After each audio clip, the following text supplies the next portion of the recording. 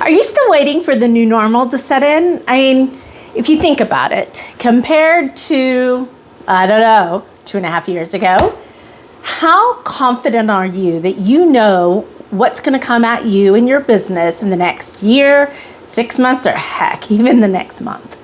Let's be honest, we don't know.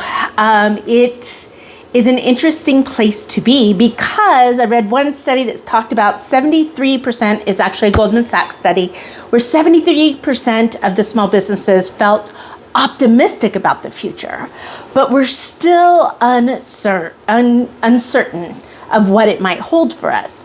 So that's what we're talking about today, is we're going to talk about how to confidently and successfully recession-proof or uncertainty-proof your business in times like today. Howdy, by the way, if we've never met, my name is Leslie Hassler. I own Your Biz Rules Business Coaching, and I work with women-led service businesses to help them grow and scale in a way that's profitable and sustainable. So you can do great work, you can build a financial legacy, and you can have a greater impact in your community. So that's what we're talking about today, which is kind of great. You know, my team and I plan out these subjects way in advance. And then I always love it when something happens in my life to like bring it all home and be like, yes, this is the right time to be talking about this. And I'll tell you why. So I started reading B 2.0 by Jim Collins, Beyond Entrepreneurship 2.0, a book which he updated in 2020. I love Jim Collins, one of my favorite business authors. Would definitely sit down and have dinner with him for sure. On that, like, who would you eat dinner? Who would you want to have over for dinner? He's on that list for me.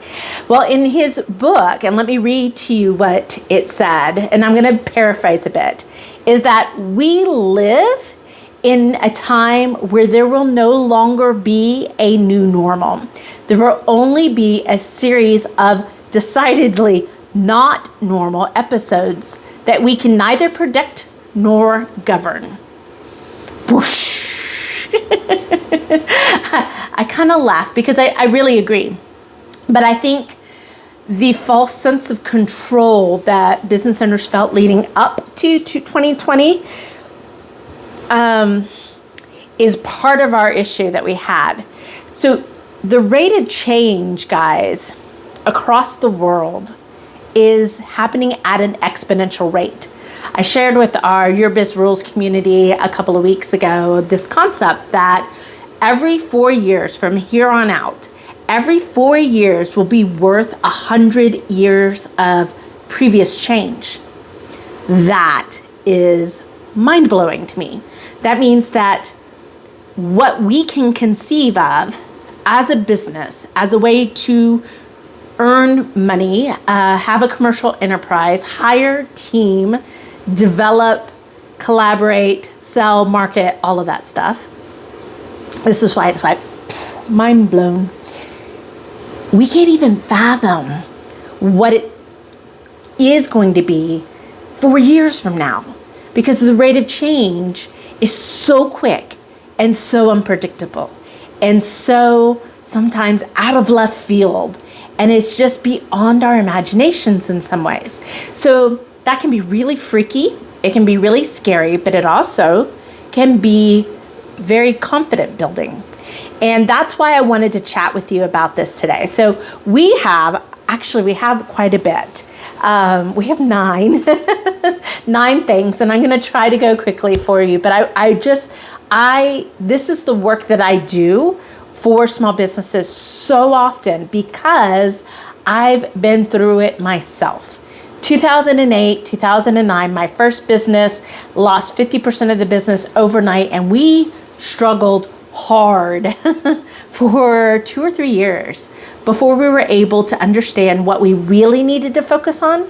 And it wasn't that I wasn't trying during those 3 years. I was definitely trying. I was willing to invest. I took risks. I did all the good entrepreneurial things. But I also was chasing shiny objects. I was looking for magic pills, quick fixes, magic formulas, something that could rescue me. I call that the Cinderella moment, like where we're looking for rescue. What worked was not sexy. What worked was not hard. What worked and the practices that I put into place from 2011 into my business and as I evolved as a business owner is why, while 2020 shook our business, it totally changed the nature of our business, but it did not kill me. It did not stress me out, and it did not overwhelm me. And I attribute these principles that I'm going to share with you as being a huge reason why. And I will say it didn't just happen to me. Each and every one of my clients that I worked with at that time already had some of these principles going, depending on when we started work. They all have come out of it more positively. Not that it's been easy, but more positively because of these strategies. So just know that yes, things are going to change like a mad fiend from here on out. No, you won't know it. No, you're not in control of it. But you can better prepare your business so that you're confident and you're successful and you can weather those storms. You can recession-proof it in no matter what the times are. So let's talk about these two categories. There's actually two categories of strategies that I'm going to share with you today. One is all about defense. All right, we always have a good defense, but then we have a more comprehensive offense. Okay, so think about that. Take the football term, if you will. You've got your special teams. You've got your defense and your offense and your special teams among that. You need that in your business. So when we look at a good defense, what we're doing is protecting. We're protecting, we're preserving, we're stabilizing in the defense category. So the first thing I want you to know is start now. Don't wait. There's no magic time. Tomorrow's not really the best day. Today is the best day. Start now. However you start. And tomorrow, do it again. This is a process, but you've got to get started on it now because we don't have that crystal ball. Golly gravy. I really wish I had that crystal ball. Be a million trillionaire if I had the crystal ball. But I don't, and you don't either. So we've got to get started now. There is no substitution for action. So whatever I can do to motivate you to get started, that is the first step in a good defense, is get started now. Our second thing in the defense is you need to get honest. You need to find the most critically, the person that you know that punches the holes in every idea, that pushes every button to see what doesn't work. That person, I want you to bring them to the table. If you can't do it for yourself, you find somebody else that can punch holes in your ideas, who can punch holes in the strength of your business, who's not afraid to say, well, your baby ain't pretty. And sometimes our babies aren't pretty. Our businesses are our babies. I totally get it. But sometimes there's elements of it that we're fooling ourselves. Get a hard look at what could totally capsize your business. Is it your team? Is it your markets?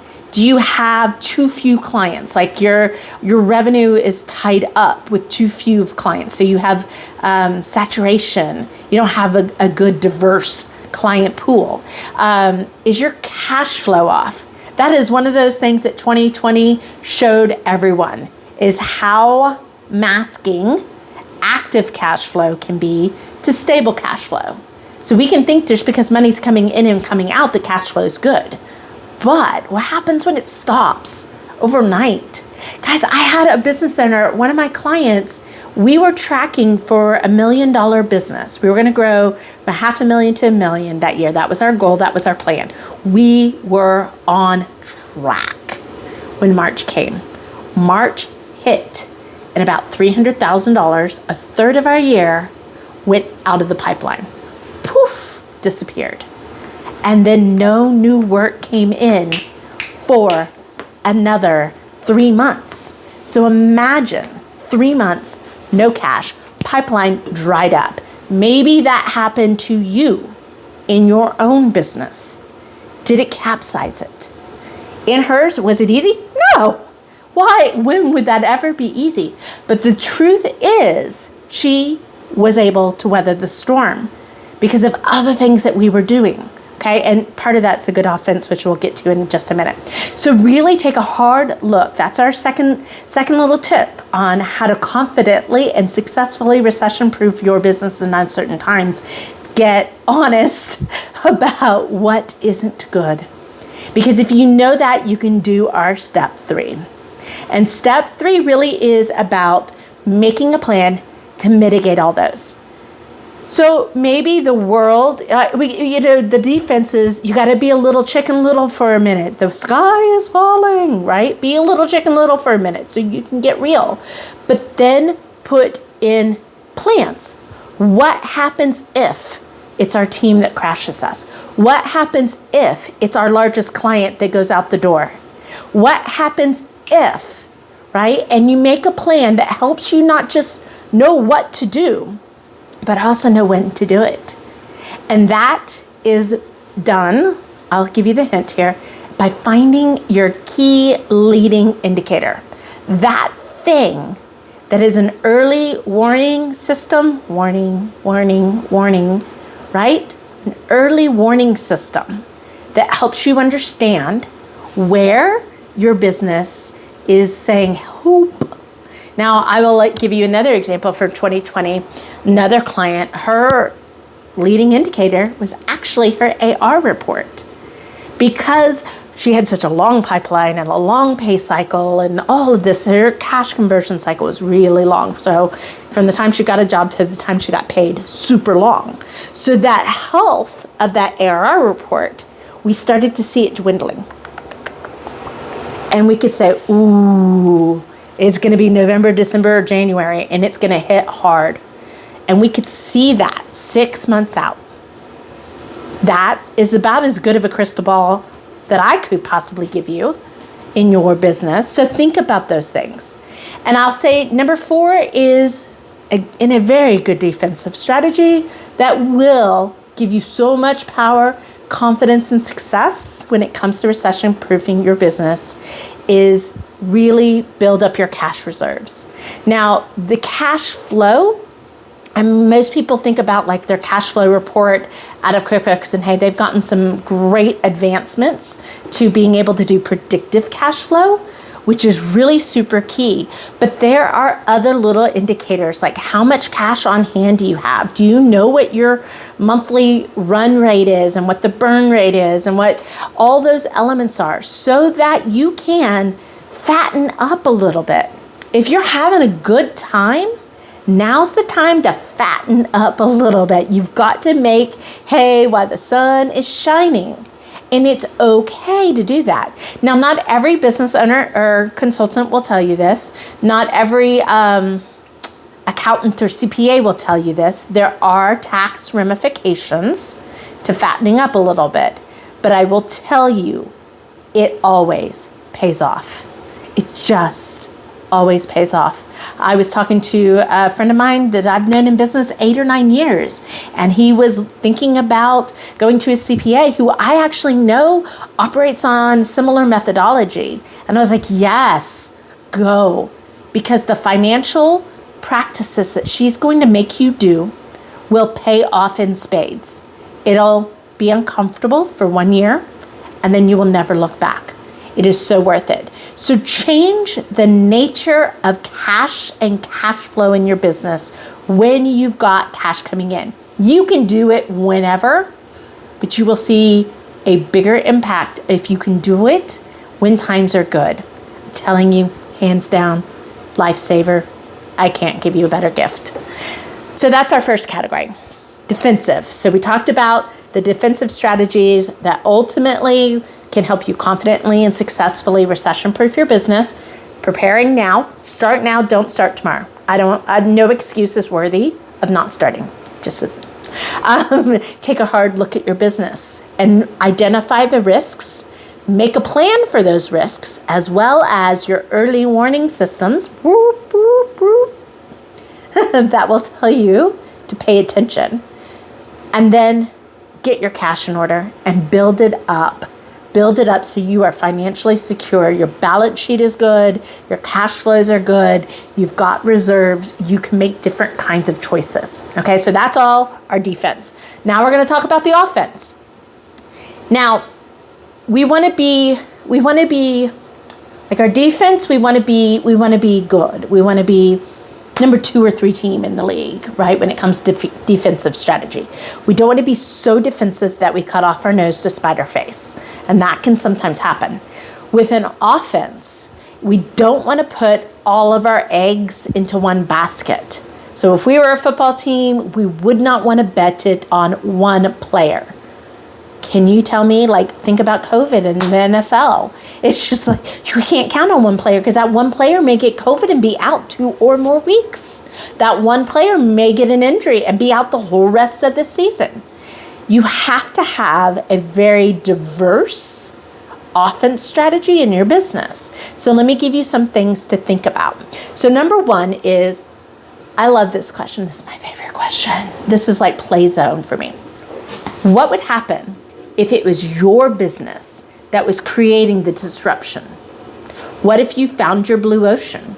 What if your out of this world growth opportunity redefined your industry? Now, maybe you've never thought about that, but this is the time to play. And instead of, I always look at it as taking much more of a strategic stance versus a reactionary stance, in saying, well, if disruption is par for the course, if change is going to happen, no matter what I do, why can't I be the force of change? Why can't I guide that? So there's so many interesting things when you think about your business under this guise. Because remember, the business of today is not going to be the business in 4 years. So you almost have to be forward thinking, crazy thoughts. You may not implement them, but you may find these most fabulous golden nugget opportunities that allow you to capitalize, to strengthen, to be more profitable, to grow, to scale, all of those really luscious things that we want in business. But at first, you need to open yourself up to the opportunity. If you are so closed that you almost self-prescribed the growth strategies, I find that when a business owner does that, they achieve 75% of their possibility. So if we're going to embrace the change, if we're going to not be too reactionary to it, but we're going to be strategic and we're going to be part of that, we've got to open up our ideas. We've got to be willing to test new things, even things that may not have worked in the past. I was listening to Blitzscaling. It's not Blitz, Masters of Scale. There it is, Masters of Scale with Reid Hoffman. And I was listening to one of the episodes where one of his partners that comes on and does some of the interviews talked about, he's a venture capitalist. He talked about like how a lot of ideas just really aren't new. They just, when they first came on to the scene, the market wasn't ready, the clients weren't ready, the technology wasn't ready, the methodology wasn't proven, or didn't have the elements that it needed. And he said he's been doing this for so long that an idea that will go great today actually probably has been pitched 4 or 5 times over the last 40 or 50 years. That is something you can capitalize. Imagine all the things you've tried, all the things that should have worked but didn't. What would happen if you start revisiting those things strategically, right? I'm just saying, the world's your oyster. Why not have a little fun?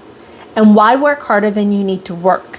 If you already have some great ideas, but maybe it was not the right timing, maybe you weren't talking to the right clients, maybe you yourself and your team just weren't ready to deliver. And all of that could have impacted why it didn't work. But that's not to say that now's not the right time. You won't know unless you don't try. So really think about that. 2, our second good offensive strategy that will really help you be more confident and successful is to seriously re-examine your business model. Now, when I teach about business models. I don't always teach it as a startup thing, because I think if you're in technology, if you're in SaaS, if you're in medical devices and some of the companies that, your whole goal is to get to 7 figures in 12 months and be that unicorn. Yeah, you're at that scale where that makes sense. But service-based businesses, you don't need a lot of this stuff to sell something, because honestly, you're selling yourself at the very beginning. But as you grow and as you build team and as you look at bigger and bigger dreams and scaling and doing all of those fun things, you need to stop and think about some of these fundamentals. And one of those is a business model. Now, there's a great I would call it freeware, but it's not freeware. There's an organization, Strategizer, that does the business model canvas. Well, for small business owners, it's free. Go out and get it. Get an account, set it up. If you need help doing it, they have great videos.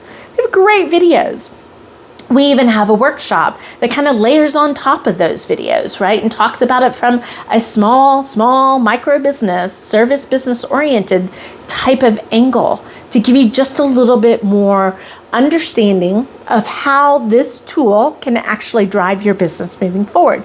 So take a minute and reimagine your model. 3 years ago, after reading Inevitable by Kevin Kelly, if you've listened to me, you know I love this book. But the thing I wrote down at the end of the day was, what if business coaching was community driven and nearly free? What if? I'll tell you, my what if has had me change my business model a lot in the last couple of years as other things have come to play. So think about that when you're looking at it. 3, now is the time to diversify. If you've had all of your eggs in one basket, meaning too reliant on a client, too reliant on a market or industry, now's the time to diversify. And the great thing about service businesses is you can diversify across and then deep and tangential. Like, there's lots of ways to be able to diversify. And we even have an article on our blog about diversification. Just type in diversification, your biz rules, you'll find it. But there's so many ways that you can do it. Now is the time. And I'm going to put a caveat. Now's the time if you're a more established business. Diversification can be tricky if you're just nailing your first clients and your first marketing message and how you do things. Get really good at that first, please. Get really, really good at that first. When you're good at that, then add in all the other things, okay? So diversification. That was number 3. Number four. I love this part in the book that I'm reading with Jim Collins, Be 2.0. And think of yourself as a version, okay? I told my community when I was sharing this with them 3 or 4 weeks ago, I said, this is like Leslie, 8.0. Leslie 8.0 is so different than Leslie 1.0, right? And there's evolutions. As your business changes, as your business grows, and as your business scales, you're going to need to evolve with it. I have never seen a case where a business didn't up level and the owner had to up level with it. Okay. And when you're up leveling, you're talking about your skills, not to do it all, but to become better at your zone of genius, right? Your mindset, because your beliefs will captivate, attract, or detract. And we just did a video on a positive mental attitude a couple of weeks ago, so you might want to check that out if that's kind of where you're thinking you might need to work on. But it's also about leadership. Now, the thing is that I don't believe there's a magic pill when it comes to any of those things. I don't think it's about you becoming exactly like somebody else. It's about you becoming the best you that you can be, so that you can help lead your business into being the best business that it can be. All right, last one, maybe most important. Invest in people. Invest in your team. Take the time to build a team, build culture, lead with integrity, right? Be transparent, be vulnerable, but don't verbally vomit, on your team. Find your clients, respect your clients, build a healthy relationship with your client, build a healthy relationship with all your stakeholders, your vendors, your partner, your networks. People matter. The one thing that likely, well, maybe, one thing we can be constant is about people. It always comes down to the people. So really make an effort to invest in the people. Their people assets are tremendous. And in times of uncertainty, they can be an even bigger part of your success than you are. And that's okay. That's the power of entrepreneurship. That's the power of collaboration and community. So we've covered a lot. It's a bit of a longer video for us, but I'm just so passionate about this because I don't think you have to suffer. I think you can learn from being blindsided and put it to work for your business. And that, it's a practice. And there are strategies. And it can and does work every day of the week. So we talked about, just to refer, as part of how can you confidently and successfully recession-proof your business, even in uncertain times.